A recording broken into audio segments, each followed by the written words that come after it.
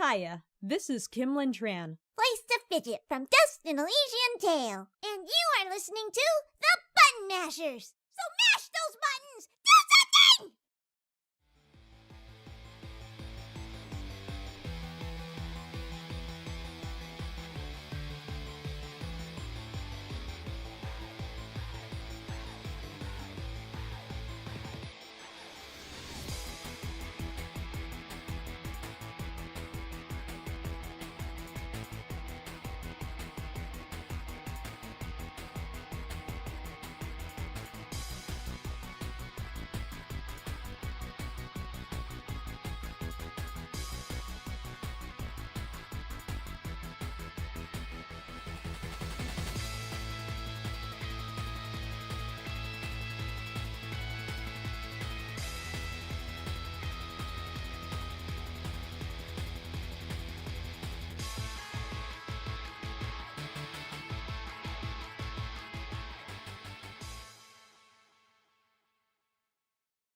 I guess it helps if I unmute. Oh, yes. That is important. Yes, that is important. Give me a link to the stream so I can post that. Oh, sure can. And hello, viewers. Yes, hello, Blue Screen Brownies. Hello. Oh, wait, no, we're not Blue Screen Brownies anymore. That's right. I gotta get that in my head. We're Button Mashers. I go and change the name. Button Smashers. Yeah, Button You're Smashers. appealing to a wider audience. yes, we are. And Chris, that link for you right there. Right, Dragon, Mr. Tamstan. Tamstan. Okay. All right. Yes. Hello. One second. Streaming live with Button Mashers, Button Splashers. Button Splashers. Can't forget the button splashing. Oh man, it's gonna be great. Anyway, so yes, we have a special guest on here, Chris Niosi. We're gonna have Tombstone in here, all the way from Israel. There we go. No, actually, he is in New York currently. Oh. So we're both technically streaming from New York, although not in the same place. But we were in the same place yesterday, which was nice. Oh, I saw that. I'm sure we'll talk about that when he gets on. Yeah, I saw that. That was pretty cool.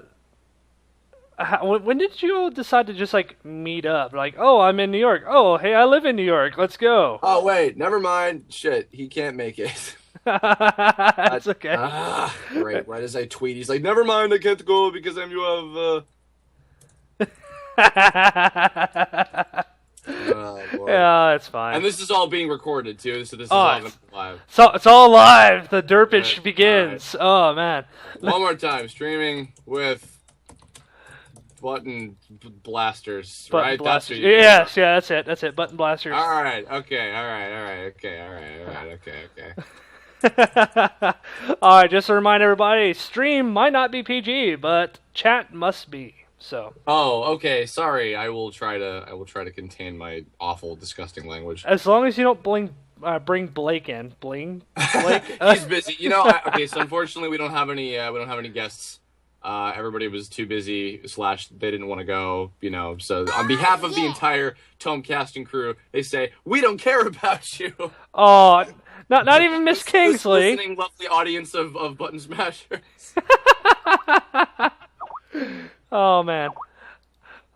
Oh wow. I'm getting stuff going on here. Hold on one second. I gotta redo the Skype call, Chris, because I gotta bring it up in the actual window instead of. Are we having anybody else join us? D-Pad's gonna be joining us, but he's. Okay, cool. He's currently sitting in the mumble that I had muted because I'm not completely ready because Houston traffic sucks. Oh man. So Chris, I'm gonna go ahead and ask real quick before we get anything serious going on here. Have you played Mario Kart 8 yet? I did. As a matter of fact, I just played it with Tombstone. A couple days ago, we went to the Nintendo World Store in beautiful New York City. I'm gonna move my. Kind of jealous about that, by the way. What of what? The Nintendo store. Oh, it's great. If you ever come to visit New York, please go there. It's fantastic. Yeah, we got to play it. It's funny. I've never been like that big of a Mario Kart fan. The only one that I own is the 64 one. And even back then, I was like, "Oh, Diddy Kong Racing better." But Yeah, it's I've had fun with. Oh no, I'm sorry. What am I talking about? I have the DS game too. The DS game was fun to play. I played the Wii one at a few people's houses. We played that one actually yesterday. We were throwing a housewarming party for Jesse Nowak. We played a little bit of that. But yeah, Tombstone, I got to try out the Mario Kart 8 at the Nintendo World Store, and it was really good. It's got super tight controls, really satisfying. I've been told that apparently it's a lot like 7, which I have not played. I think it's the only one I haven't played because it's on 3DS. But yeah, I really enjoyed it, and I think it was cool to have the Koopalings. I tried a bunch of them out, and also Pink Gold Peach, the most necessary character to ever be in a Mario spin-off game ever. But yeah, no, I enjoyed it. I know everybody on my Twitter timeline is like blowing up about it and like really big into it right now. Well, who isn't? Really, to be honest with you, Yeah, it's a Mario Kart game. I'm just glad that people are playing are playing on the Wii U, because I genuinely think it's a great system, and I'm hoping that between this and Smash Brothers, it'll be a little boost up on it. Also, hi D-pad, your volume is very high. Is it? Oh shit! No, it's fine. It was before. Oh yeah, I had to fuck around and make sure the. Hey. Oh, How dare you? Well, I get 20 lashes for the offender. Oh, no. All right. Fine. Yeah, okay, I'll take the one on the nose for this. Playing the feud. Okay. Yeah. I picked it up yesterday. I got it downloaded so I could get. Honestly, it was like. I saw it, and then I saw you get the free game with it if you get it on the Wii U. So I'm like, oh, cool. Now I get, the old Wind Waker game that I played 10 years ago, and Mario Kart 8, which is a lot of fun. Yeah, it is. I'm curious. I saw when we were in the city, Tombstone and I also went to Toys R Us, and we saw they had the bundle with the system that would come with the Mario Kart 8 game, and like. Apparently, does it come with like a blue shell, like a figure or like a toy or something like that? Is that what that is? I don't know. I saw it with a red wheel, with a red weight racing wheel. Oh yeah, no, with the peripheral too. But I swear I saw like some video on like some YouTube Let's Player. I don't know who it was, but he was like opening up the box like with everything in it, and he's like, oh, it comes with like a blue shell figurine. And I thought, is that one of those like? I guess sort of Skylanders figure things that Nintendo may or may not be doing down the line. Is it maybe something like that? I don't know. But yeah, it was interesting. But yeah, no, we played like all the demo levels at Nintendo World. I tried a bunch of different characters, and I quite like it personally. It was quite good. Yeah, it's really fun. Is that your best best Blake impression you get going on there? Of who? Blake. Oh, no, not even. No, Blake is like, hey, hello, Kirbopher. My name's Johnny Fox. I'm not going to join into the podcast because I'm too busy unpacking.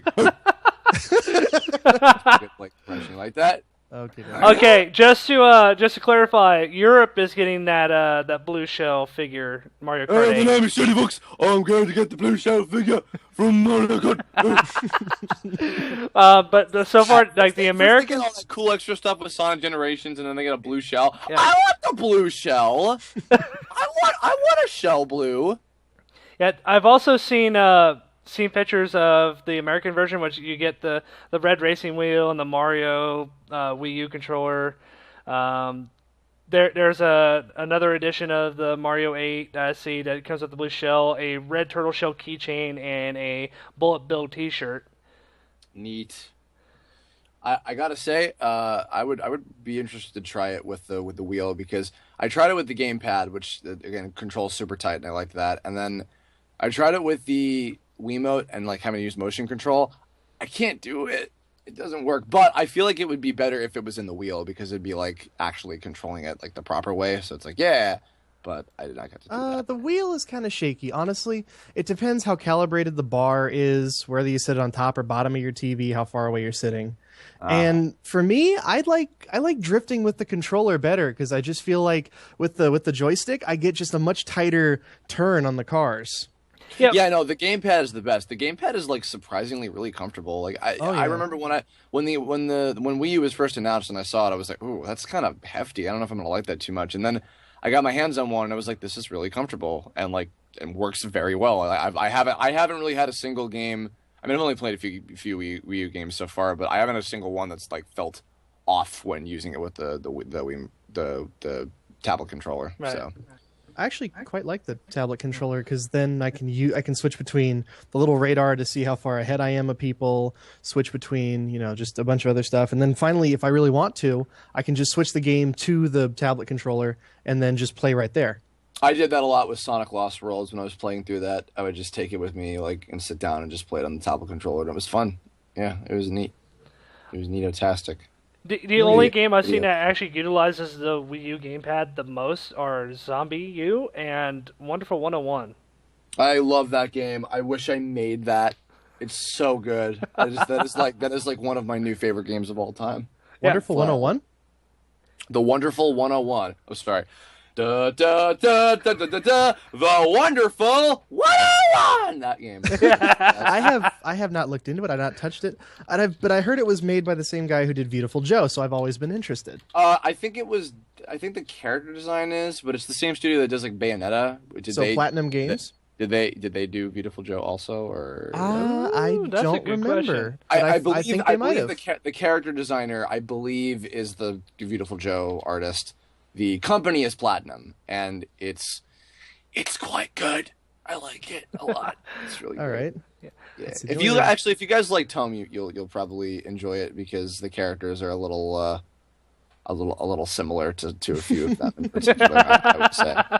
Speaking of Tome, I just read that you finally got your funding taken care of. I don't know. We're going to talk about that now. Yes, we're going to talk about that now, right now. I mean, we could spend like an hour on Brawl Taunts if you want. I mean, Oh God, you always bring up Brawl Taunts without a doubt, without any shadow of a doubt. You always bring that up. Any shadow of a Colossus, you always bring up shadow. I know. Seriously, yeah. Bring up my record board past. Yeah, well, today on Smutton Mashers, no, Mutton choppers. yeah, no, yeah, well, seriously, yes, you got details funded about on Tome, as D-Pad brought up, and it came a lot faster than I thought it would. You know what? It actually came about as see, it's hard for me to say this because I don't want to sound like, yeah, I knew it was going to be fine. But like, I just assumed I went in thinking, okay, I think we could probably raise this in about a month if I do this right. One thing I was surprised about was I figured it would take at least a month to get the full $1,500,000.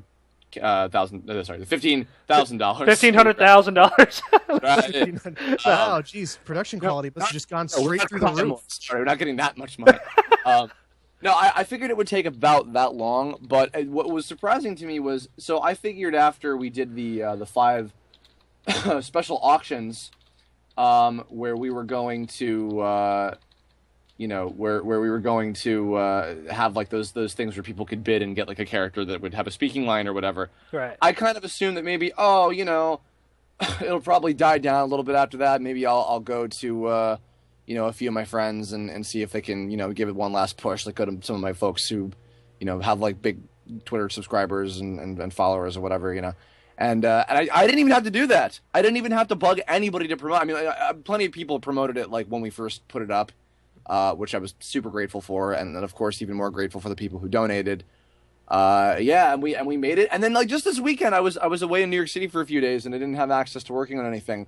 I have like another backlog of like 20 more background characters to draw. We got like another like $500-600 donated just in the last couple days. Like we posted the announcement video and I'm like, oh my God, I'm gonna cry, guys. Well, that's always good. And to be honest with you, I was kind of surprised it happened in what, like 2-3 weeks. Yeah. No, it took about a month for everything altogether. Because we started like the day before May started. And we got funded a little less than a week ago. So it took about the length of a month or so, I would say. Oh yeah, I forgot how many weeks were in May. Crap. I got paid 5 times. Oh dang. How dare you? Oh damn. Yeah, no, and anybody listening, Yeah. I said this already, but I'll say it again. If anybody listening, if you donated, or even if you just continued watching the show, if you spread the word, if you helped in any way, shape, or form, majorly appreciated. Thank you so much. And, I only hope that I can deliver on something that will be of the quality that, that you're expecting and that I'm hoping to bring. That's what it's all about. So. Well, to be honest with you, the quality that I'm going to speak broadly for a lot of people. The quality we're expecting is the same quality we've been given. That's the reason why people have donated. They're not donating to see better quality. They're donating to see the same show that they like. I mean, that's kind of you guys to say. I mean, I say that because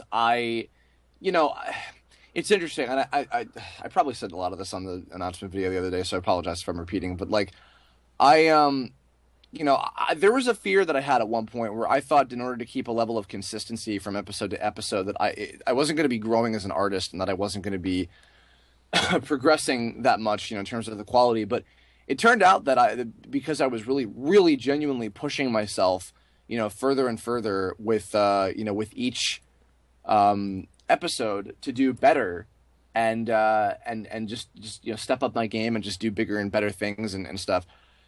I kind of want to, again, I think it's a TV trope thing called growing the beard, and I wanted to do that. I wanted to get better and better with each episode, and I both in just the show getting more suspenseful and funnier and more dramatic or whatever, just better in quality, on all fronts, and I was happy and satisfied that I think I managed to really do that.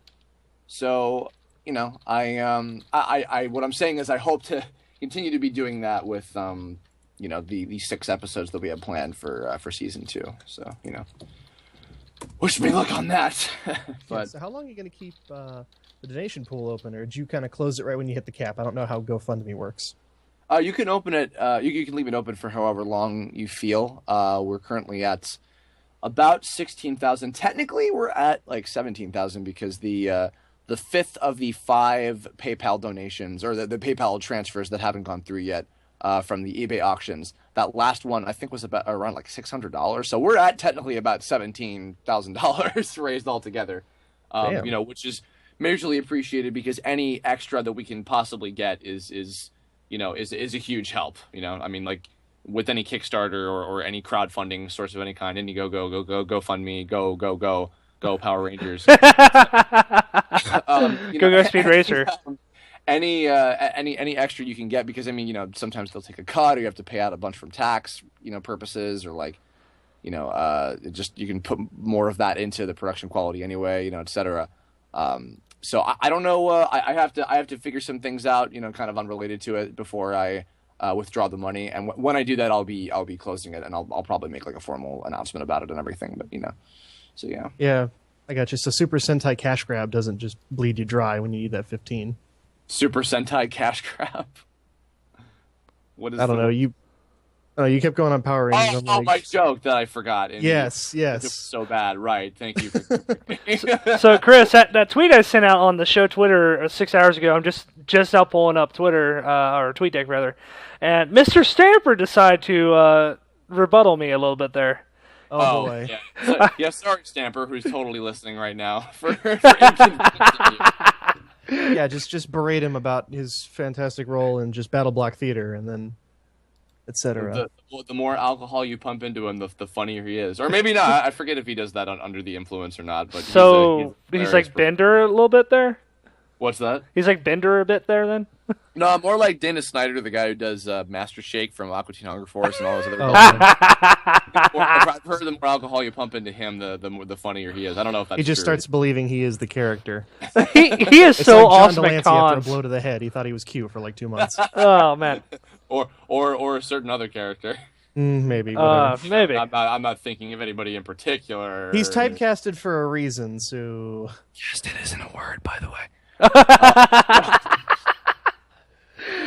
Listen, I work in casting. It is a pet peeve. Forgive me. No, it's okay. No, it's okay. It's okay. I get people on... Blame Devin Mack, the voice of Raccoon, for pounding that one into me. Yeah, that's a voice right there I could do without, but it's also pretty good. So, like, I want to listen to it, and it's like, oh, God, it's so... what? It's so interesting. Why do I hate it? No. So while we're waiting for the denizens of Twitter to come in and with their questions, did you guys have any burning ones in your heartifice? Actually, yes, I do. 15. What? Next question. No, We're just going numerical values. You can just take whatever you want out of that. He's just going to answer everything with 42. It's okay. No, since he got funded, who was actually the first person to be excited besides you on your team? Like, was the entire team instantly notified and completely awesome about it, or were there some that were just when like we got super over the top excited?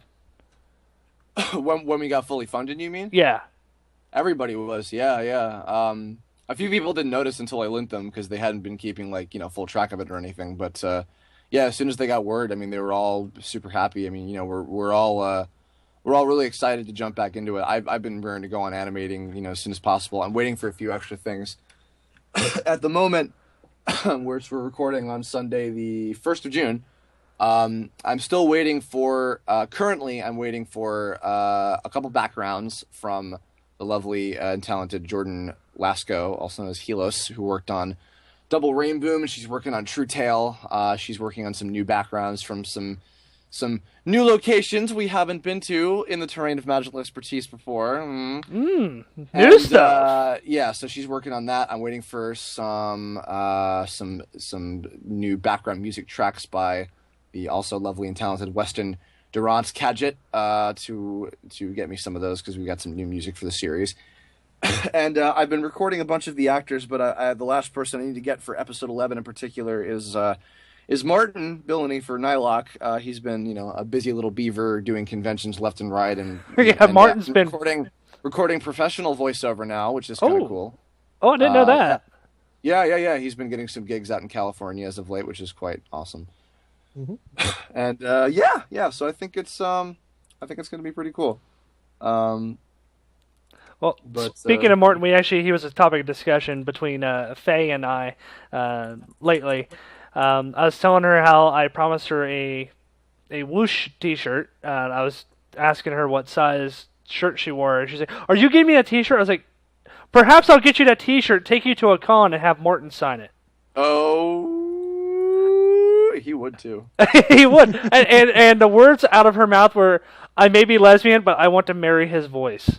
I'm like, oh, that's... well, not like it probably swings both ways anyway. Not that applies here, but you know what I mean. Yeah. But yeah, Nylock loves everybody equally. He's one of those kind of guys. He doesn't dispute because he's a dragon. # not all dragons. Oh my god, really? Jesus Christ. Oh, we're doing that now, are we?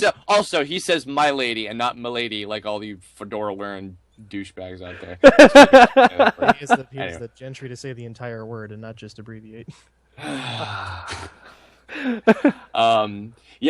So we're waiting to record for him, and then I should be able to. I mean, I've been doing lots of stuff I talked about before, like on the other Kerblogs and everything. I've been preparing stuff and getting as much pre-production, elements finished as quickly as possible, or not quickly as possible, but like as much as possible before I dive into just flat out animating, right. Which will hopefully be very soon. So, yeah. First question from Sorticus.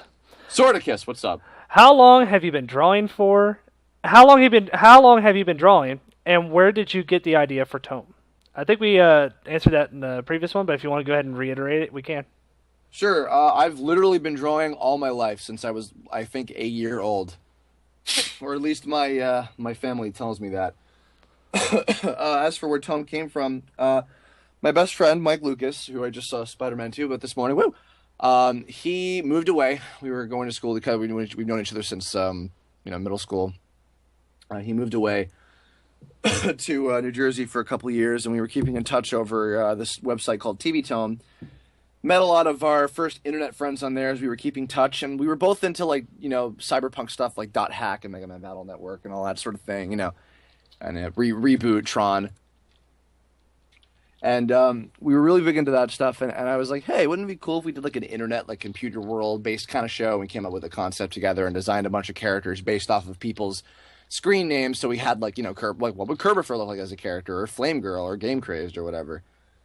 And sorry, I'm very out of breath today. It's this summer crap going on. It's congesting me. So that was where it started, and then we were gonna do it as a comic at one point, and then I learned Flash, and then I eventually learned Flash, and I was like, hey, I'm gonna do this as a cartoon. I wanted to do it as a game. Didn't like learning ActionScript, so I nixed that. and I just jumped into doing it as a Flash series for many years, and then did a bunch of other stuff for a long time. And then when I graduated college, I had kind of a reboot, reimagining version of it, and thanks to the urging by a few folks, I decided to just jump in and do it, and here we are, 10 episodes, 7 shorts later, and one magical April Fool's special later. Here we are, and it's certainly not pulling in millions of views, but it's gotten a niche audience that I'm very grateful for and very proud of, and very appreciative of the support that I've gotten from them, as evidenced by the fact that we got funded within this month. It's really astounding to me.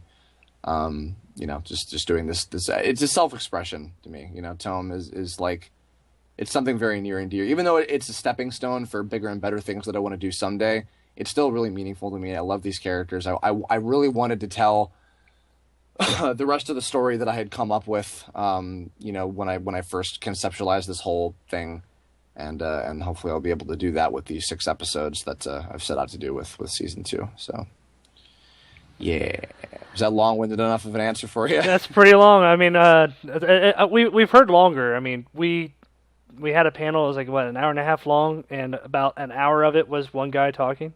It wasn't me. God. No, I'm just kidding. No, it was pretty Cover all good. your bases. Yeah, but okay. So Tome general idea is like mini games like Dot Hack, or mini shows that were about games like Dot Hack and that kind of thing.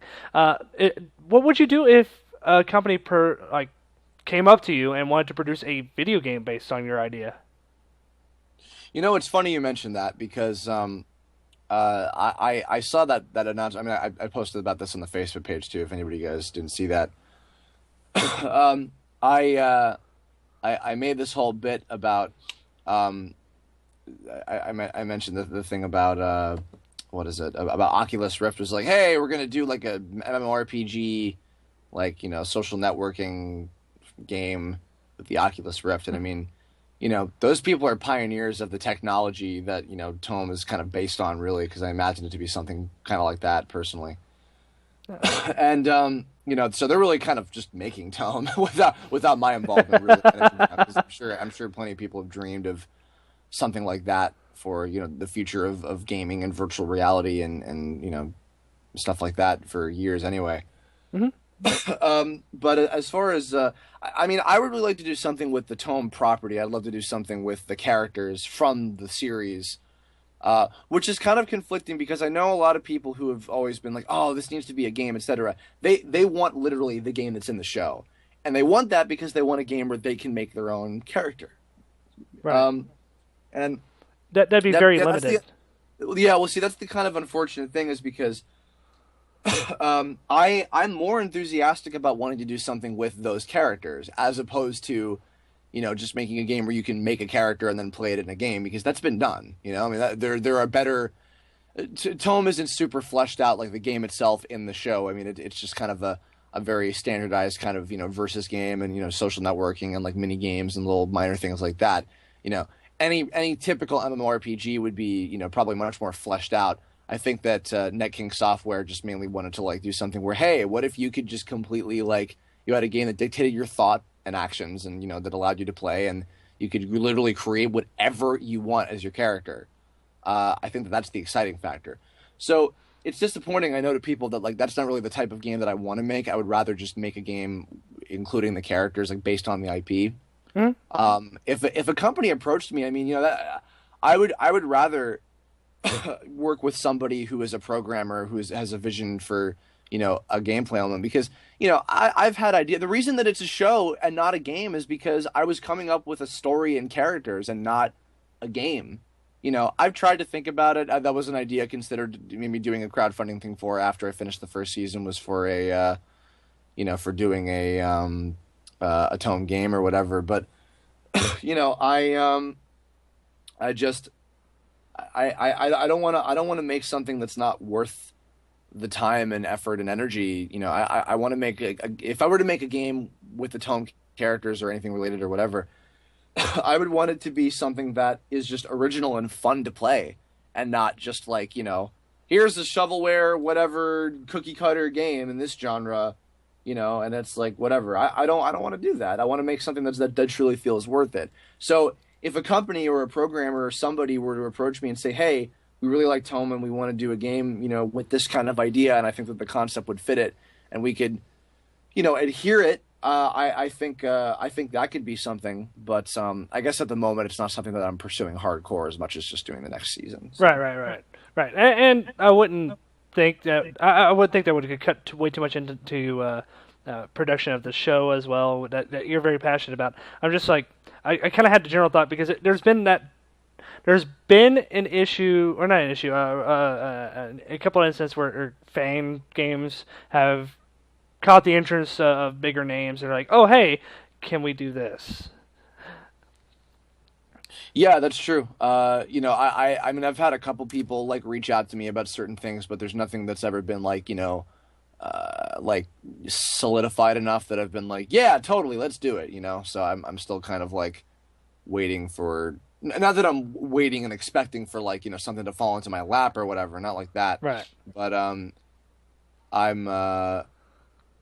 just, I don't know. I'm just waiting for I'm waiting for the right opportunity for me to take and for me to pursue. You know what I mean? Right.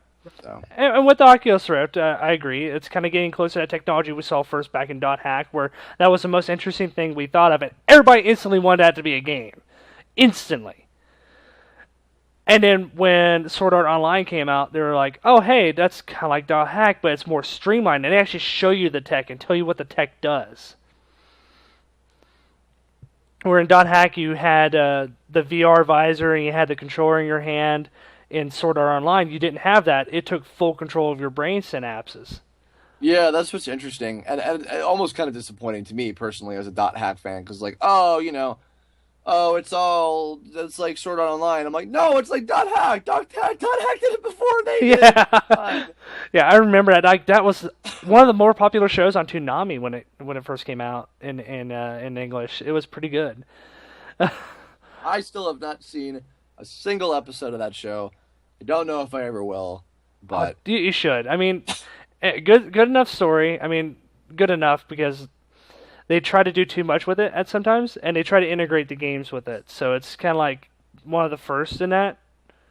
Because Defiance did the same thing where like they integrated the game with the TV show, but that was Sci-Fi Channel and whatever. So. By the way, bring in Mr. Tombstone. We got him on. Oh, you finally convinced him to come on? Yes, and he was busy with something, and now he's not. So. Okay, that's cool. I will give him a quick call here.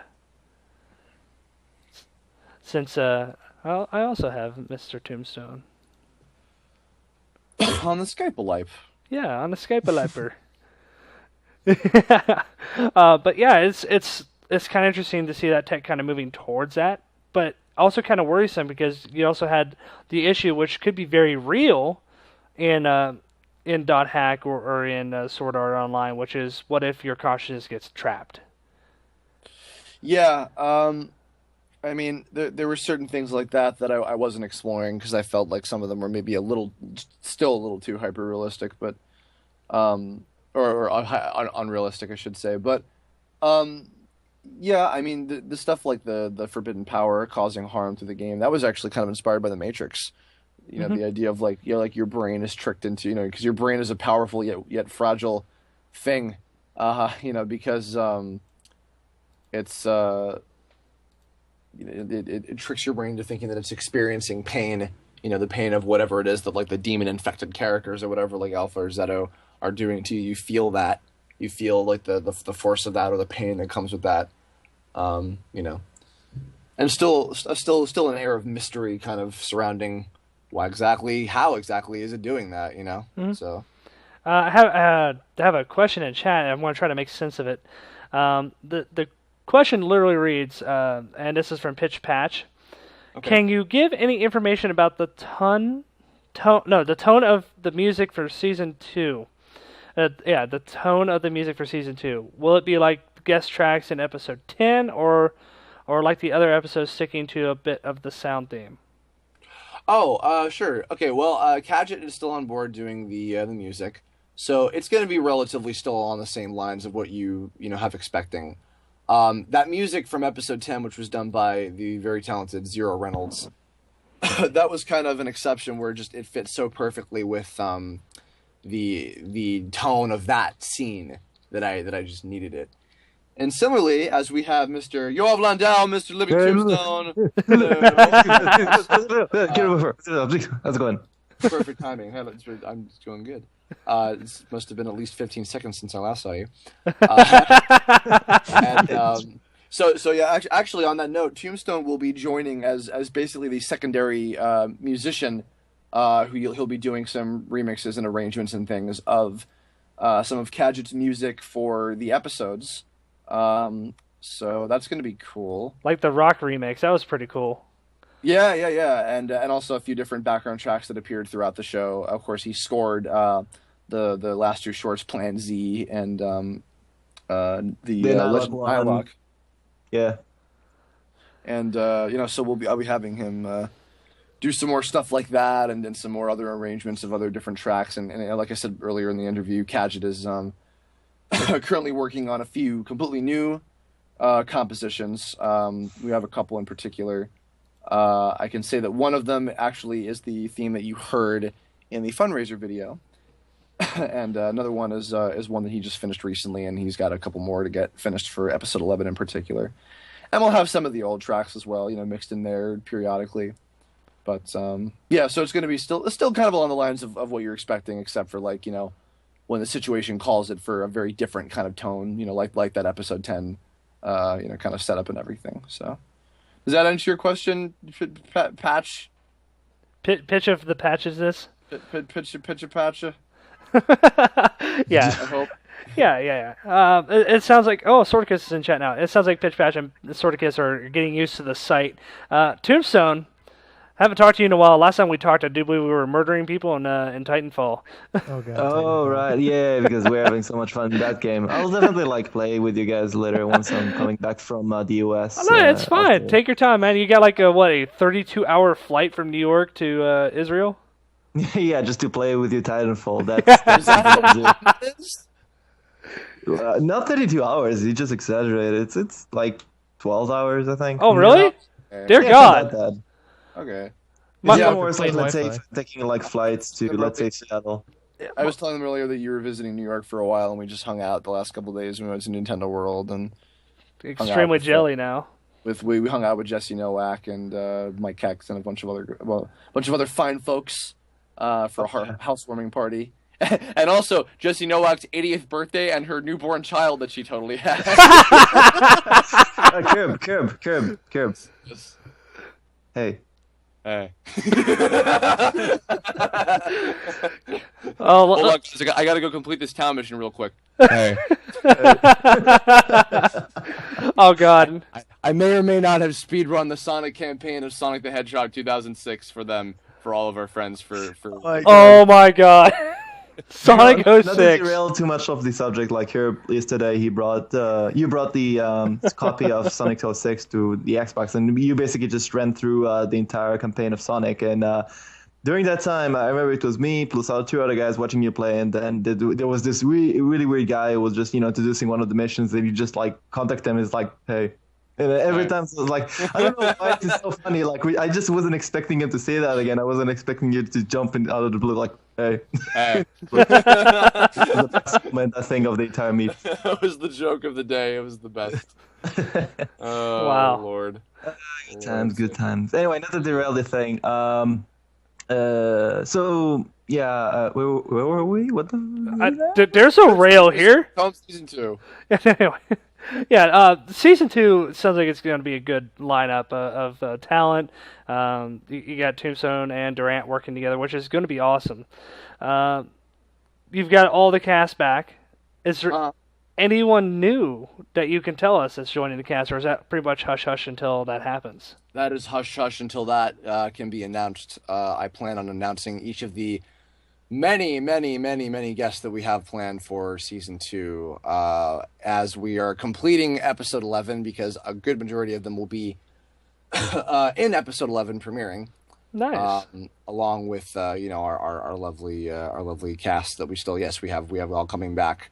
Myself, Blake Swift as Alpha, Anna Kingsley as Flame Girl, Martin Billany as Nylock, Casey Mangelo as Game Crazed, etc. All lovely talents that I'm very honored to be working with, and they're all excited, of course, to come back. We've recorded episode 11 for a good majority of them, and it's been great. And there's going to be a whole lot of new characters, quite a number of very awesome guests that I am extremely excited to announce when we get to that point. I am in awe of the fact that I even got some of these people. I'll put it that way. For season 1, we had many awesome people as well. Don't get me wrong. Very grateful for all of them as well. But some of the new characters and the folks that I got, I'm just still pinching myself like how did I get this person? I've been there. I've done that. I mean, what was it? When D-Pad and I first read the email where Laura Shigihara was like, "Oh, sure, I'd love to be on." I was like, "Oh, wait, D-Pad, is this a joke?" Right? Yeah. Well, it's crazy too, because even in addition to that too, I of course, I don't know if you guys have been seeing. I've been doing this YouTube show called Did You Know Voice Acting? Oh yeah. I saw. Speaking of which, I love that because there's some things where I didn't know that that Andrew Francis was in Mega Man, the Mega Man series at all. That he was Mega Man himself, yes. Yeah. Big influence. Andrew Francis is one of the most influential actors I've ever worked with. Andrew Francis has been super inspiring to me as a young man. There you go. I have never met him. I would love to. I didn't mean to say I worked with him. Well, I hate to say this, Curb, but you might have to go to a pony convention. Yeah. I'm good. He doesn't need it that bad. It's kind of funny that I met him once in a funny convention. I had no idea that he voiced Mega Man. I actually had no. And it's funny. He never. There's not much for him to say about it because I remember he's done a bunch of podcasts and people always bring that up and I can tell the only thing he has to say to it is that it was funny being the straight man in a show where every other character was insane because you had all these different net navies and robot masters and characters who are all kooky and themed and wacky and everything, and Mega Man was just come on, Lan, we gotta go fight the evil net navies and we gotta go figure out something about the viruses. Heavy ass Canadian accents. I love the Vancouver actors though.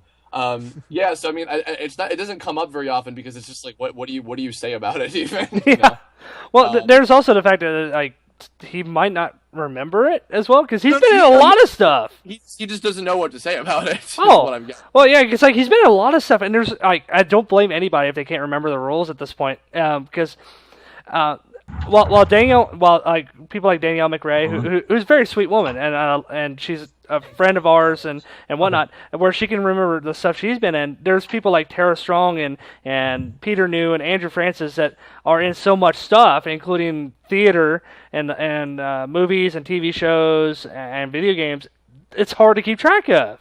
Yeah, I mean, of course, and it's not out of I don't care. It's just when you're an A-class working voice actor or actress and you're doing, 10, big shows at once. Of course, it's going to be difficult to keep track of stuff, and then even then, also remembering things about what you did.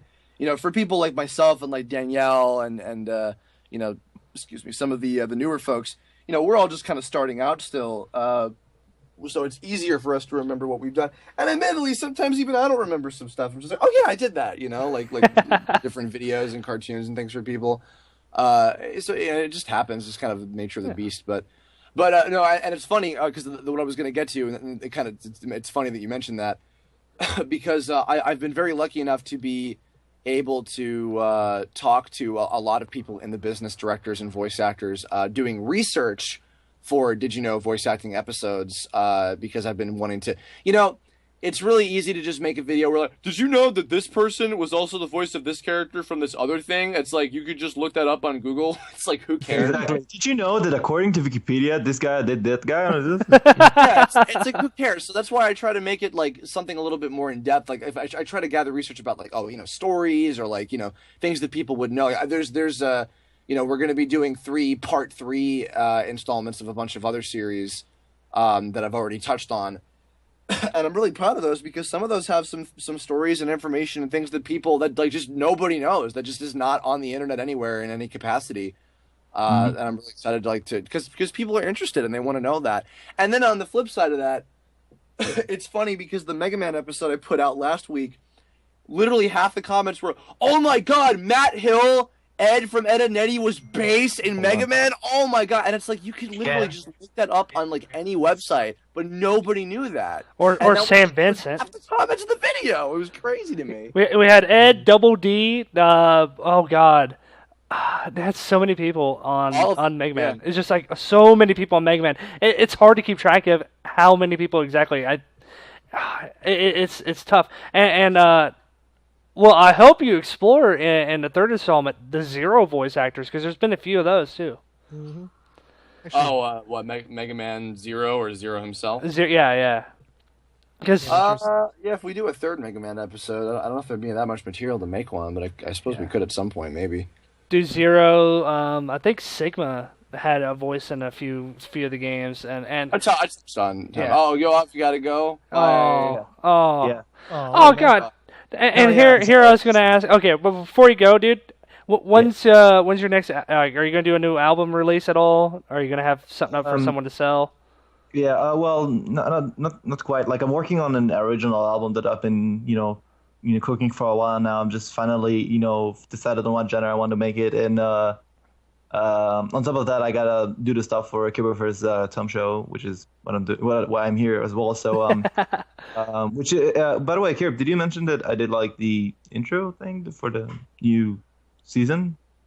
Because I remember I did something. What are you talking about, Tombstone? Okay, whatever. I guess I can spoil that. All right, it's not that big of a deal. So like, I don't know if you guys picked up on this, but the do do do do do do do do do do do jingle from the beginning of each episode. We had an NES version for episodes 1 through 4. We had a Super Nintendo version for episodes 5 through 7, and then we had a N64 version for 8, 9, and 10. And Tombstone did a GameCube version that will be used for a few episodes of season 2. Nice. So. I see what you did there now. actually did not pick I up was on like, that. I wasn't sure if that was or talked about or mentioned that much, so I wasn't sure. Nothing should be mentioned. No. Nothing. Okay. Absolutely. This is a complete secret to everybody now. Oh shit! It's a secret to everyone. And besides that, I'm starting on a series that I'm like recently I uploaded like a remix of like one of the nostalgic movies, The Road to El Dorado, recently on YouTube, and I'm planning, after that was pretty much successful, I'm planning to do like more remixes where I take like either a YouTube channel or a movie where I basically splice out sentences and make like a crazy remix out of that, and because it's fun and it doesn't take that much time, and hopefully we'll do that more of that during the album and during many other things that I'm also have to keep kind of hush-hush about, and I'm failing to do so. Sorry, Kirb. I'll find it some way in my black heart to forgive you. It's like now the freaking the agreement between us of sharing stuff is just being destroyed, and you're like, no, Tomb, stop. I'll never tell you. What are you doing, Stat? Never. All right. The agreement yeah, sorry about that. So yeah, anyway, I have to head out. Sorry, guys. All Sorry right. about that, guys. All right, have fun making your JonTron remixes. What you? I don't like Thanks for coming. All right. Sorry, Tombstone had to duck out. God. Come on and slay. Sorry, I had to go duck hunt. Yeah, duck hunt. I can't wait for Duck Hunt to be announced for Smash Brothers as a playable character. You're just the zapper. It's just you just hover around the screen. Shoot little dogs off at people. Yeah. No, you're just the cartridge. You're just the Duck Hunt. You're just the cartridge. Yeah. Why not? It's durable enough. You can't kill it. It keeps coming back. Beautiful. Oh, no. You get knocked off, and then you just have to blow into the microphone to clean it out, and it comes back. Revive its HP or its percentage or whatever. Something I know like when you're in the end here, and we got any other questions from the chat or anything, or? I'm not seeing anything right now. Let me go ahead and pull up Twitter again here. Nope, nothing right now. Actually, in the meanwhile, when you were talking about the whole voice actor thing, that reminded me. I don't remember if you were in there for that, but do you remember when we were doing the charity stream and then Steve came in? Steve Kelly, yes, that's right. He was there too, but I was thinking of Stephen Ogg from GTA. We had him for the charity stream. He's the guy who plays Trevor. And you were just talking about how people forget roles. He's pretty notorious at that. He forgot that he was in Right to Hell Retribution. We were talking to him. I had to pull up an IVD and prove to him that he actually remembered doing that. Yeah, and even then, sometimes, I mean, they like IMDb gets it wrong, so they're just like, "Oh, was I in that? Oh, cool, I guess I was." Then it turns out that they weren't in the first place. Yeah, that's kind of I bad. know IMDb gets it wrong, but you look at the game. It's unfortunately I've had the pleasure of playing it. I'm like, hey, that sounds familiar. Go back cross-reference to the GTA. I just solved a mystery on an upcoming episode about there was a particular character in a certain anime that people thought was one actor for a while, and then it turned out it was somebody totally different. And it turned out to be somebody from Jesus Christ Superstar, as a matter of fact. Wow! made for kind of an interesting sort of tidbit. So that's all the hint you'll get about that. You'll have to look out for what episode that will be in the future. All right, we actually got a last-minute question for Pitch Patch again. Any memorable bloopers from Season 1, if there's a lot, ever consider putting them into a video like how you did with Parody Rangers? You know, I have considered doing that because we do certainly have a lot of bloopers. Shady does a lot of them. Yeah. Because he'll give me his whole recording file, and there's lots of stuff in there. I would say though, hands down, I was just telling them yesterday because I saw them while we were there the other day. Ironically, Jesse Nowak and Mike Hecht as Hyperlinks and Elescope. God, I think they gave me some of the funniest bloopers I've ever gotten in anything I've ever done. I love those two characters. They were a ton of fun, and because they did me a big favor. Actually, I don't think I've ever talked about this before. So I think I implied this on one of the commentaries. Hyperlinks and Elescope were originally meant to be played by some different actors. Originally, they were going to be played by, I don't know if you guys know of Red Minus. Oh, yeah! Oh, I know that guy. Yeah. Red Minus. And Cax. Cassandra Morris. Nice. The two of them, I reached out to them, and Cassandra, Cassandra didn't reach out to until the time came, but Red Minus had been talking to and asked him if he was up for it. Unfortunately, they were just both really, really busy at the time, and they were both like, I'm really sorry, I'm not going to be able to do this. I hope that's okay. And I'm like, no, it's all right. So I rushed to go try to get some other folks, and then the next two people I talked to after that were Yukino Joe and his girlfriend Danielle. What's her last name? I can't remember, but she's done some voices for his cartoon before. I was talking to them, and they both were unavailable at the time, and I just had to like jump into recording. So I'm like, okay, you know what? I really wanted to work with Jessie, and I know that because Jessie had auditioned for Flame Girl actually previously. And she came really close to getting it, but it was a neck and neck tie between her and Anna, and Anna eventually won out, of course. But I really wanted to work with Jessie, and I had never gotten to like super in depth before, and I thought, you know what, she'd be really great for Hyperlinks, and I know that she can work together very well with Mike. Mike has the type of voice that I think would fit very well for Elescope, so it just kind of worked out perfectly, and they did it. They were hilarious, and yeah, their bloopers were just they killed me. Like they just.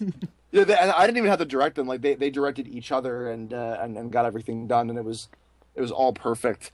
But the performances were great, and then the bloopers that came with it were just the funniest freaking thing ever. Dude, Jessie's hilarious just by herself. I can only imagine what she's bouncing off the idea. She has such great improvisational ability, and Mike Hecht is such a great like straight man to her. They're such a funny.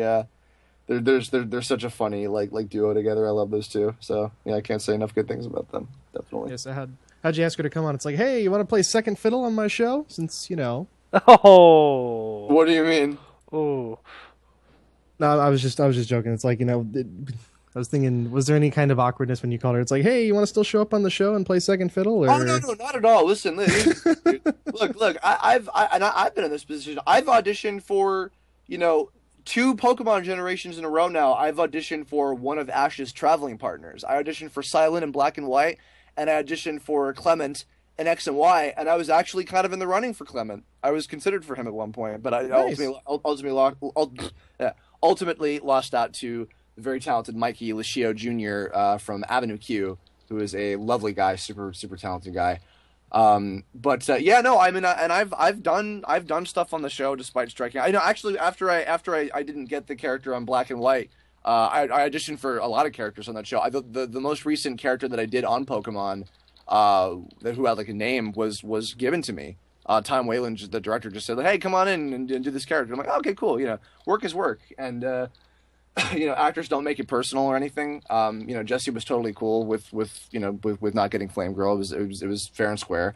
I think it was cool for Anna as well, because Anna got to learn a lot, and she, it was a big part that she got to get.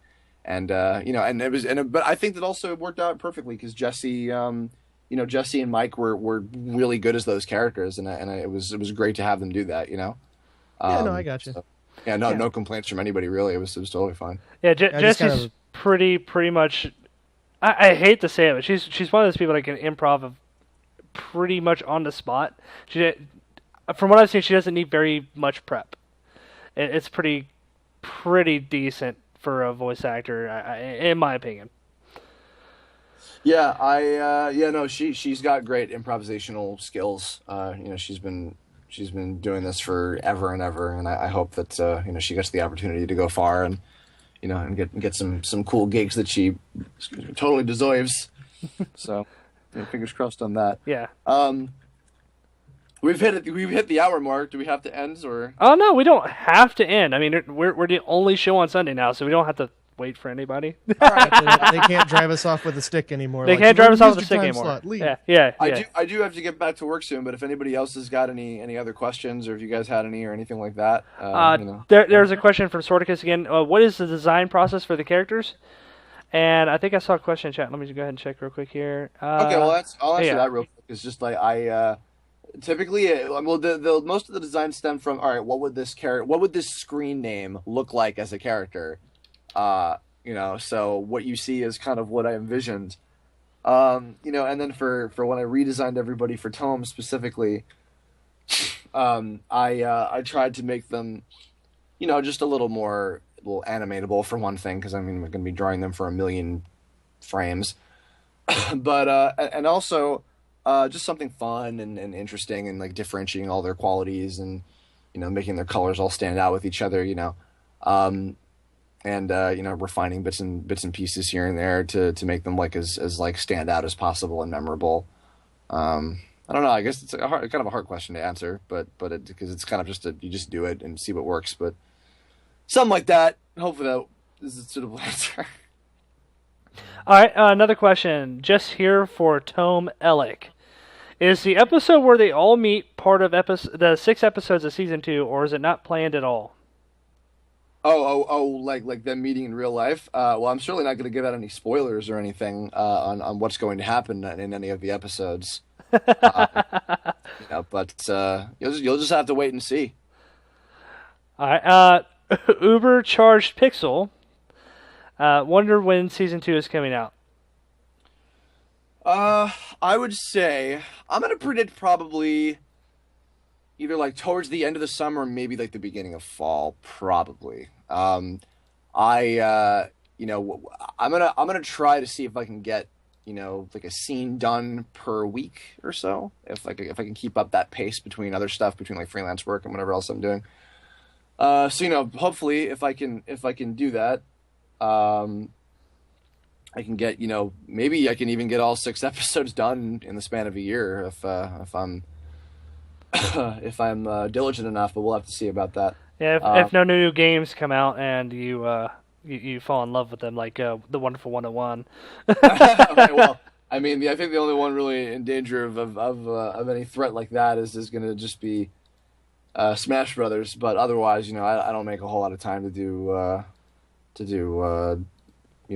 play video games or whatever, just because I'm just so busy. Like, right. I'm so busy with like working. I just don't want to waste any time with stuff like that. So Right. All right. Bucket of Pails asks. Okay. Well, Bucket of Pails. First of all, yes, Durant is doing some of the soundtrack for this season, and so is Tombstone. That was kind of spoiled by Tombstone earlier. Just saying. Yes. But he asks, is everyone getting new themes? No, not really. I think those themes in particular fit them well, and they work situationally. But we're gonna have new music tracks, kind of befitting like some of the new situations, some of the new characters, and some of the new things that will be happening. We'll be having new themes, new melodies that Cat is going to be composing. He just finished up work on Bonsai Arcade, which is a thing he's doing for a convention really soon. So he's going to be jumping back into working on those. And I'm excited to hear what he's going to be coming up with, because I'm sure it'll be just as fantastic as all the other music that I know all you guys enjoy from the previous season. So yeah, and I'm sure probably down the line, I mean, there's no like secrecy or harm in saying this, but I'm sure we'll when we get like enough stuff collected together, we'll do like a season 2, or like a Tome original soundtrack volume 2 or whatever, maybe like when we get the last of the season 2 episodes out or whatever. I don't know. We'll see how that goes. Right. Question in chat before I lose it because it's put in chat. Starlet, I'm sort of curious if after season 2, would there be more? Would the series have wrapped up, or would there be more planned? Because I can't remember where I heard it, but the 6 episodes were to add to season 1, but were made into season 2. That was a really weird question. But, okay, I guess they're asking if there's going to be more after season 2. I'm not sure. I will say that I think I said this in the one of the announcement videos. So the 6 episodes of season 2, combined with season 1, is the entire story that I came up with for this incarnation of the show from the beginning. And I don't know what would happen after that. I have some ideas, but whether or not I would be doing it, anything else after that would be up in the air. Something personally I think would be fun, especially if I were to do a game. I think it would be fun to do a whole new interpretation of it. Because watching all these like Marvel movies and like superhero movies and things, I actually really kind of like it that there are different incarnations and different interpretations of how the characters are between different mediums and different continuities or whatever. I think that's really interesting. So I'd love to do like another incarnation of the Tome universe with different ways of executing the story and like having the characters maybe be a little different or whatever. I think that could be cool. But the story that I developed from the beginning, the entirety of that is that I originally conceptualized will be covered in within season 2. So hopefully that answers the question somewhat. We'll see. All right, Dust Noir. Awesome Pokemon name, first of all. What happens when player in Tome lose? When they lose, when they're either if they're defeated and their like character model isn't like blown up or combusted or whatever, they're tagged out for a little while. They're just like laying on like their character model's body is just on the floor like defeated for a little while, and eventually it resets and they recover, they come back up, but they get to lose on their record. When their body is destroyed, they get sent back to the map screen, like in the beginnings of the episodes, where like they they log out or whatever. They or rather when they're logging in, I should say, they come back in through that map screen, and then they come back to either any of the different login location points or whatever. Based on that. So that's kind of how that works. Okay. And then they just jump back into the game. Basically, they get forced out. Yeah. But then they can come back into the game. Like, they just, like oh, you lost. Game over. Log back in. And then if you say yes, you log back in again. So. Okay. So Pitch Patch asks another question. Have you or anyone in this stream played the GameCube game Amazing Island? They think that the character creation system is pretty insane. I have seen some footage of it. I have not played it personally before, but I think it's neat. It's weird. I can't recall playing mini games where like you actually get to create the character. So I don't even know like what my full opinion on doing that sort of thing is. I see the value in it, and I see exactly why people like to do it. So that's why it was a big element in Tome. But I don't know. I've always just kind of preferred playing out a story and playing as a pre-existing character that's just likable, that you want to see go through a journey. So that those are kind of the games that I prefer. But I think that stuff like Amazing Island, where you can, build like a creature or a player character or whatever, and then kind of, develop it through there and have it be completely up to you. I think that's really great. I think that's awesome and very progressive for gaming. But Was the question again? No, I haven't played He's it. Sorry. He was asking if we played Amazing Island. Wow. I mean, closest thing I've ever done to that was Champions Online or City of Heroes. They had a pretty decent sized character creation. Plot was pretty linear though. Yeah. I mean, I like the. If anyone doesn't know, back in like 2006, 2005, they released in Japan in a test release, I guess you could call it, a game called Dot Hack Fragment, based on the story, ha ha ha, Fragment, before the world kind of thing, and it bombed. It bombed hard. The reason why it bombed, most people hated the fact that it was very limited when it came to customer character creation, customizability, and then there was also the weird system of having to have your computer linked to your console, so that way you can run dungeons off your computer, and it can act as a mock server, and a whole bunch of other things, and it was just very complicated and convoluted, and while it tried to do something new, and it was interesting, it ultimately failed in the market. And I would like to see something like that, not necessarily the same implementation, come out, because games like Sword Art Online, or the fake games like Sword Art Online and Dot Hack are very interesting, but when it comes into the realization, you got Dot Hack, which was a one-player game, which was a mock MMO, which was pretty cool, and then you have Sword Art Online, which is, I think, for the PSP, which is kind of another mock MMO, but it's more of an action-based combat. Yeah, and I think even GU kind of adapted that sort of gameplay style, more of like an action kind of thing. Yeah, I don't know.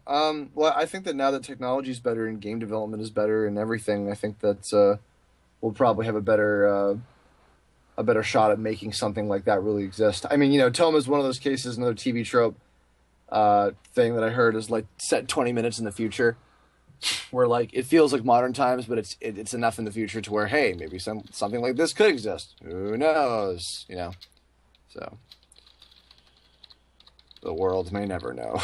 Yeah, people are asking if this can be on YouTube. Yes, it is. I'm going to have to edit it a little bit, but it's going to be on YouTube. I'm kind of backlogged on editing since both my editors had to drop out due to getting 2 jobs, and evidently you have to get 2 jobs in England.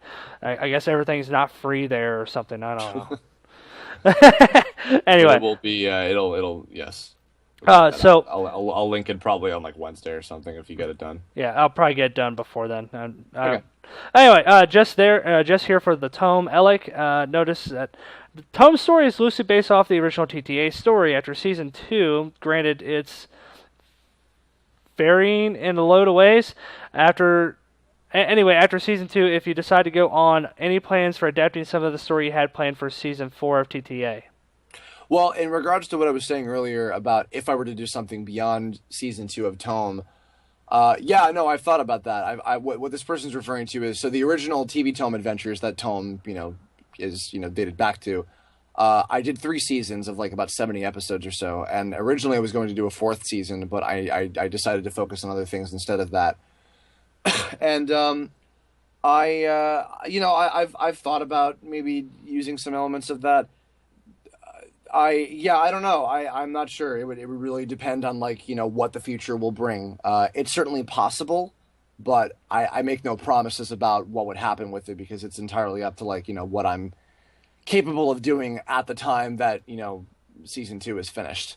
Because maybe I'll be on to something else by then. Maybe I'll be doing a different interpretation. Who knows? Mm-hmm. So we shall have to see. But yeah.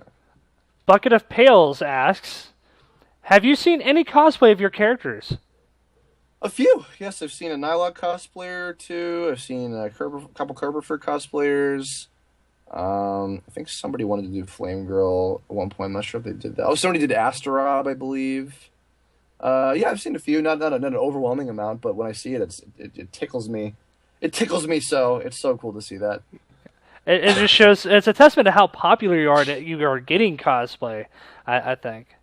Yeah, it's getting there. It's super cool that people there are any people that are passionate enough and big enough fans of the show to want to do that. I love seeing that, and fan art and anything, not just cosplay, like any fan remixes and AMVs and stuff. I love all that stuff. I think it's fantastic. Pitch Patch says he's seen a Zeto cosplay. That would be pretty cool. Oh, that's right. And I saw somebody did a Zeto cosplay too, of course, and it was fantastic. I talked with them on the phone one time. Actually, Martin met them at a convention, so they wanted to talk to me, and they were very nice. Martin just calls you up out of the blue, huh? Yeah, it was freaky because he called me Chris on the phone, and he never does that. So, but yeah, no, and hey, out there, Patch, if you want to do your Zeto cosplay, take a picture, and I'll totally put it on the Facebook page when it's done. Ooh, Bucket of Pails asked the question that I can probably answer, but I'm going to let you do it anyway, Chris, or Curb. I don't know. I don't get Whatever, confused. no. Whatever you want. It was just weird that Martin called me Chris. Yeah. Chris. It's one of those things where like I want to call you by your online name because we're online, but then again I also want to call you by your professional name. You can call me whatever you want, baby cakes. Oh my. Oh. What do you want from me? Anyway, so Bucket of Pails asks, why are you doing this interview through a Brony Focus group? Just because you guys asked me, and because you're cool, and I don't care. I don't discriminate. There you go. A lot of people ask that, like when I get someone on, like Kyle A. Bear. How'd you get Kyle? I emailed him. I asked nicely. Yeah, I don't know. Whatever. I mean, it's all cool. I got a couple pony fan characters for the donations that I had to do. Yeah. Characters of. I don't discriminate. It's all good. Yeah, I remember you telling me about that in Skype. I was like, oh, okay. Well, maybe when we bring you on, we can fix that. But sadly, we couldn't have you on last week before it closed. Yeah, I know. Sorry about that. Well, hey, I mean, anybody out there, if any of your listeners, if you guys still want to donate this time, please go for it. And if you want your Pony OC or whatever to be made into a tome character, I'm sure I'll reformat it, of course. Won't be a character. Yeah. Bonus points for terrible OC. It's about $25 to get a character, and then we have other tiers still of. Actually, I guess it's worth mentioning we have 5 $150 tiers left for if you donate. You get 2 background characters, 2 voice requests from a bunch of characters from the show doing whatever you like, and also you get an exclusive T-shirt that is only going to be available to the people who donate to the GoFundMe. So there's only 5 of those left. So if you want them, please donate. We'll get one. Well, evidently the chat's having a Pokemon battle because I see Shadow Ball, Quick Attack. Totodile, use water gun. Magikarp, use Splash. Oh, Carp. We're on the laser dial. yeah. Okay. Let's see here. One last question for just here for Tome. What animation tricks do you use when you animate a standard episode? Tricks. I design it in a way that's easy for me to finish it. I just make sure that it's very it's simple and straightforward, and I know exactly what I have to do. I just use very simple techniques to make sure that, like, switching back and forth between the fully animated segments, Right. and the sprite segments and the talking avatars and some of that stuff.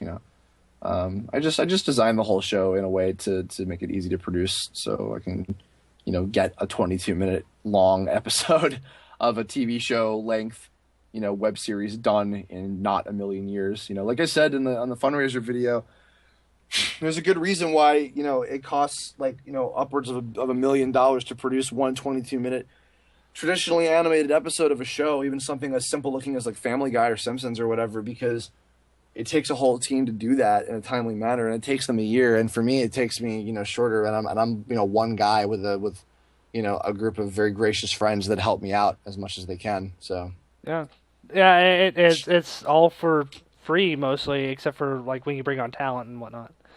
Yeah, and I mean, like the little bit of money we make off of like ad revenue or the merchandising, and and it's not a lot. The fundraiser is the most amount of money we've ever made on the show at all, and it's just to make it. Yeah. So. But hey, that's also, again, like I said, a testament to how much people like your show and want to see more of it. So. Well, thank you guys. Thank you everybody listening. Thank you to anybody who donated if you're listening to this and you did, and for watching the show and spreading the word and helping out in any way you can. I do truly appreciate that. I can't say that enough. So I say it at every opportunity that I possibly can. All right, Kirp, any conventions planned? You know what? Not at the moment. I will say that I might be going to Anime Expo in California, but I'm still waiting to hear back if I've got my badge for that. So maybe if you're local to the LA area, I might be there, and I know a bunch of Tomecast members will also be there. I don't remember which ones offhand, aside from Martin, of course. I think Kimlin will be there. Probably Kimlin, I'm sure. Maybe Sarah Williams. I'm sure actually Sarah will probably be there because she's in Kill la Kill, of course. Yeah. In fact, there's a few Tomecast members in Kill la Kill, I believe. Yeah, I saw your tweet about Erica getting in on it. Yeah, I'm super proud of her. She's an amazing actress. Looking forward to working with her on Cryamore down the line too. Cryamore, a game I want to come out. Jesus. They're working hard on that. You trust me. It's coming along and it's looking really good. Don't tease me, God. I'm excited. I'm working on it and I'm excited to play it. Yeah. Yeah. Okay. So, anything new about Cryamore that can be talked about? Just I don't know what specifically. But yeah, I don't know. Just it's coming along. Just subscribe to the Tumblr or something, and they give updates on that. More often than not. It's the progress I've been seeing from behind the scenes. It's been coming along really well. I've been seeing some of the sprite animations because I've been doing some animation for it in addition to casting. I got to see some of those cleaned up with full pixel art. They look really good, so I'm excited. Yeah. That's what I would say. Oh, there is a small complaint by Just Here for the Tome. They say that Cryamore Tumblr is never updated, ever. No, it updates. They do updates once in a while. They just save them for whenever it's appropriate and whenever they have enough to show without spoiling things and enough to show that's not disappointing to people or anything. So, but rest assured, I'm in a Skype chat with those guys every single day, and I see progress, and I see what they're working on, and they are working really hard on this game, and it's looking quite good. So I am very excited. I'm excited for that. Excited for Hat in Time. Excited for Soul Saga. There's a lot of indie games that are just so awesome. Oh my god! Smash Brothers. Yeah. Very excited for Smash Brothers. Yeah, so just a lot of stuff. Well, one more question, people. Make it a good one. Send me your questions real quick here. I'm just going to go ahead and berate Kirbopher for a little bit here. Kirb, I'm totally going to kick your ass if we ever play Mario Kart or Smash Bros. I go ahead. I'm going to bet money on it right now. Challenge accepted. I don't know, dude. Challenge accepted. Challenge accepted. Speaking of which, have you seen the new videos of JonTron, his Ek sound effect with the bird? Oh, and the bird? The American Woodpecker. You know what's funny is Chris Zito, who I swear to God is JonTron's long lost brother. He showed me the original video of that bird, just the bird. And I showed that to Liz Losey, the Tom's script supervisor, and that video of the bird going would just make her laugh without fail every single time I linked it to her. If she was depressed or having a bad day at work or something, I'd be like, hey Liz, and I show her that video. She's like, that bird's so cute. And then lo and behold, that exact same video, somebody took that and replaced all the with and it was that was something else. Okay, is John coming back?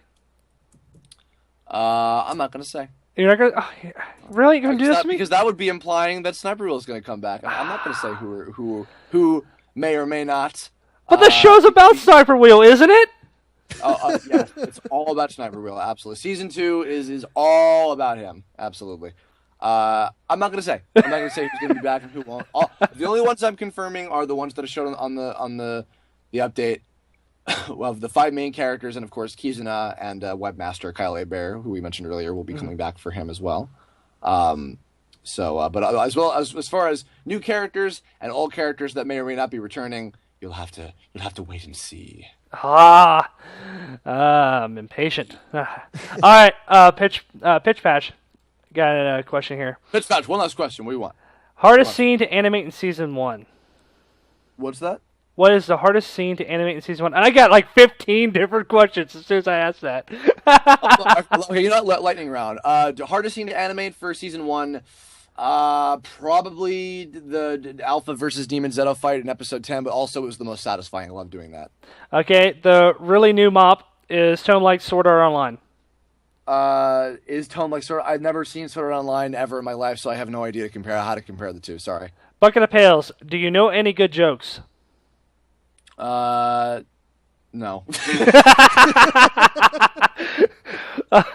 Season, the dragon from TTA. Will the dragon from TTA be appearing in the next season? Oh, God. I can't answer that. Come on. All right, guys. Spoilers. Come on. What do you take me for? You give them an inch, they'll take a mile. You can't let them Exactly. eat you alive out here. I don't give him any inches. I did notice early on that you did mispronounce one of your own characters' names. It's not Nylok, it's Nylok. What's the next question? Were there any? Was that it? No, I'm just kidding. Anyway, so yeah, okay, that's basically it. That's all the questions. That's it. All right. Actually, What's can up? I get one last one in if it's not too Yeah. much? Okay, so you're funded. You're ready to go on the second season. What's the one thing that you're dying to do in season 2 that you couldn't do in season 1? Ooh. Let's see. I'm excited. Okay, I'll how do I say this? All right, there's a particular group of characters. That's all I'm going to say. There's a particular group of characters that I'm really excited to finally get to. Oh boy.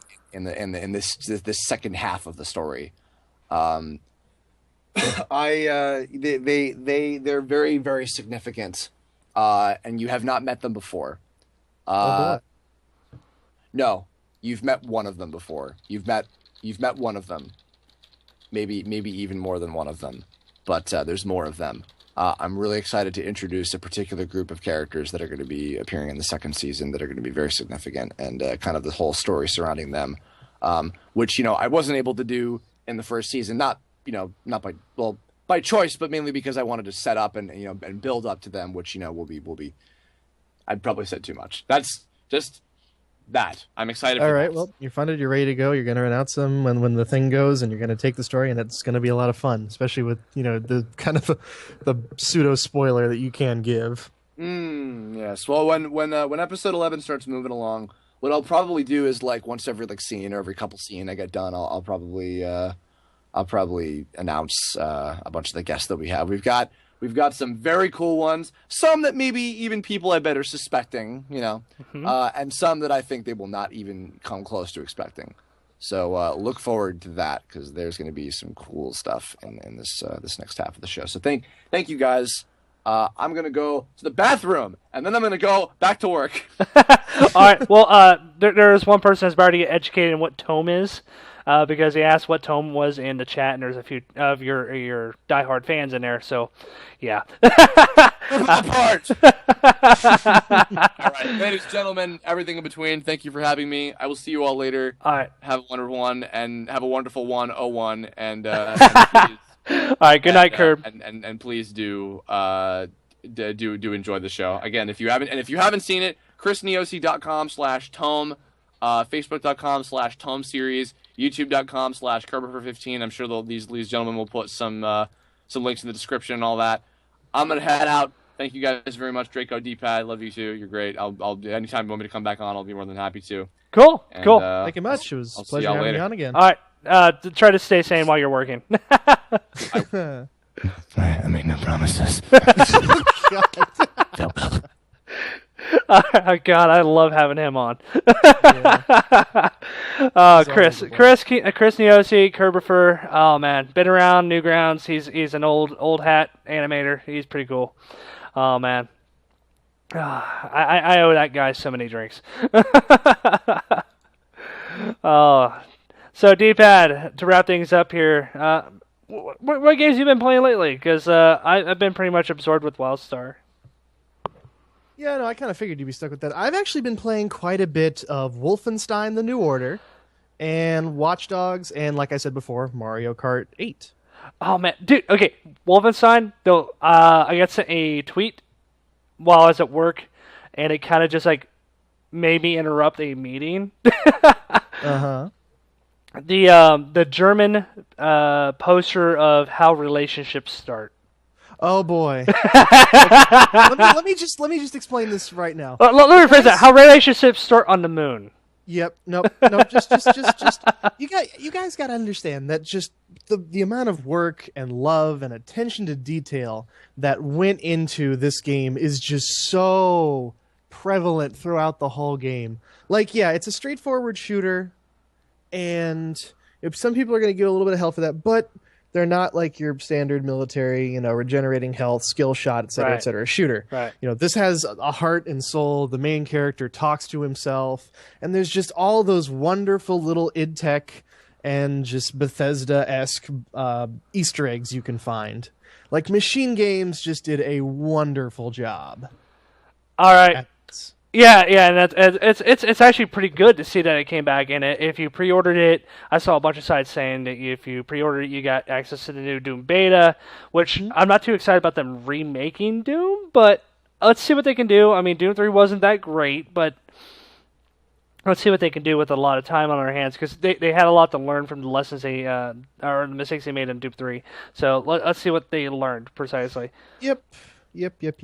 But okay, so yeah, I mean, it's always great when Kirb comes on, and it's always fun. When Kirb and Blake get together, though, oh my! Oh lordy, lord, that was.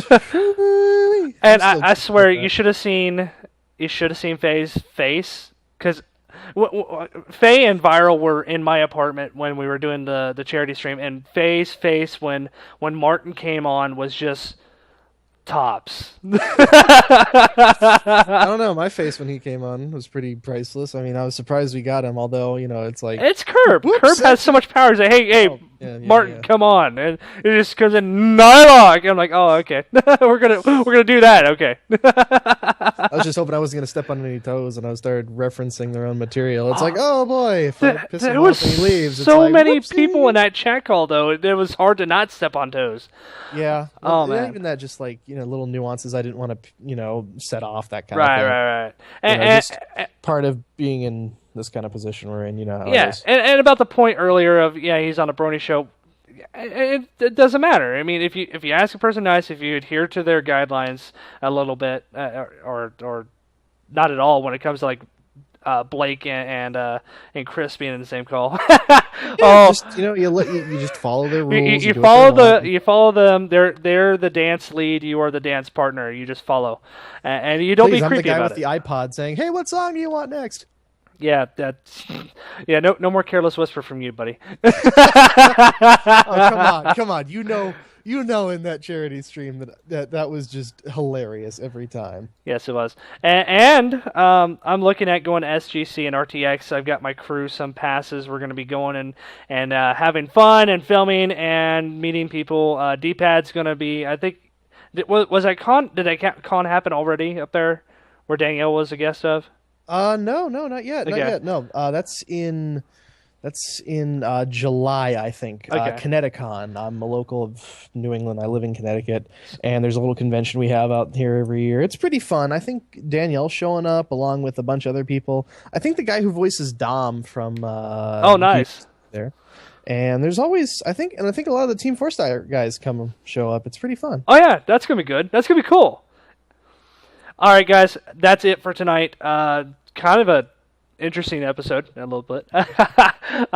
Learned some things via Tombstone that we probably weren't supposed to. So He's a funny guy. yeah, he's a funny guy. I like playing Titanfall with him, and a lot of these people like to just have fun and hang loose. Chris does too sometimes. Whenever he's not working his butt off, he's a workaholic.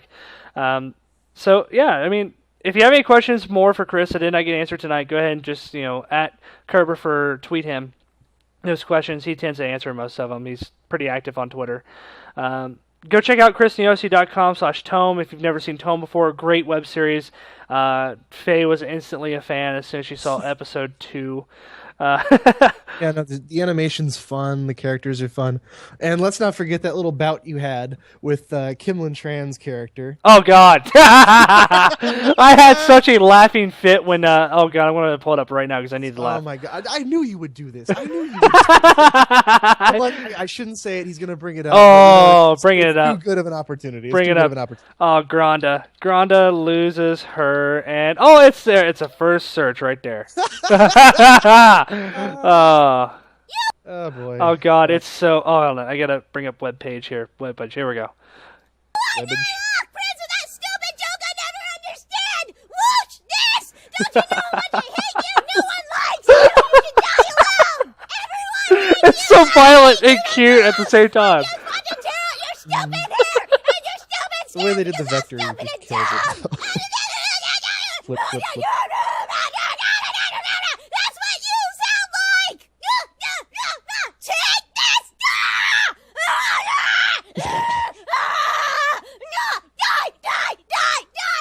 Stop her pain! Go! Kill! Destroy! Die! Oh God, she said it was so hard to not say swag. I remember that. She said it was so hard to not say swag. I think I remember that. Oh God. Oh man. And Kimlin's just great to be around I think anyway. it's a saint. Oh my God, she's so much fun. Man. I want to. What I want to do is I want to gather up all the guests we've had, go out for drinks, and just chill because a lot of them don't get to do that. They're just so overbeared with work. It's Just go out on a big old bender, wake up the next morning like, Yeah. woo! Where'd I get this tattoo? No, this is not The Hangover, buddy. This is not The Hangover. Oh, but I want a tiger. Why is there a tiger in the bathroom? Okay. All right, guys. It's been a great Sunday. It's awesome. It's the 1st of June. Got a lot more stuff coming up later this month and also next month. But also, hey, we are hiring a little bit. If you're a video editor, I could use the help, mainly because I can't do everything myself working 19-hour shifts. It kind of sucks. But yeah. Yeah, you work your butt off. For Yeah, God's sake. I do. I work my butt off to make Harris County happy, and also work my butt off because I just got a ticket yesterday. Oh no. So yeah, I gotta pay that before I get fired. Oh man, That's but probably working for a transit company. It's like if you're Yep. caught with a moving violation, whoopsie. yeah, it was a moving violation. It was a failure to stop violation. Oh no. Yeah.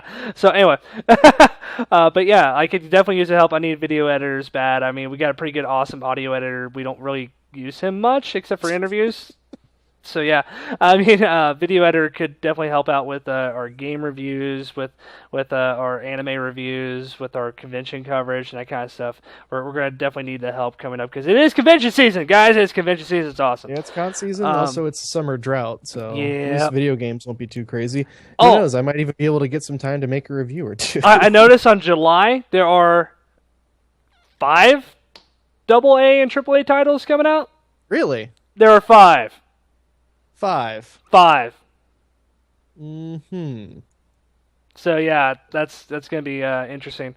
So yeah, if you want to help out, go ahead and send us an email at mail@thebuttonmashers.net, and we will pick it up and run with it. So, all right, guys, have fun, have awesome fun, I guess I can say, because like WildStar just released, or not released, went into Head Start. So if you're in on that, awesome. The queue yesterday sucked so hard. Oh my god. And Mario Kart 8, I will put out my Wii code so that way we can race each other. But I tell you right now, I talk a lot of crap. I am going to like. Can you back it up? Oh, I'm going to back it up as much as I can. Oh, it's going to be great. Anyway.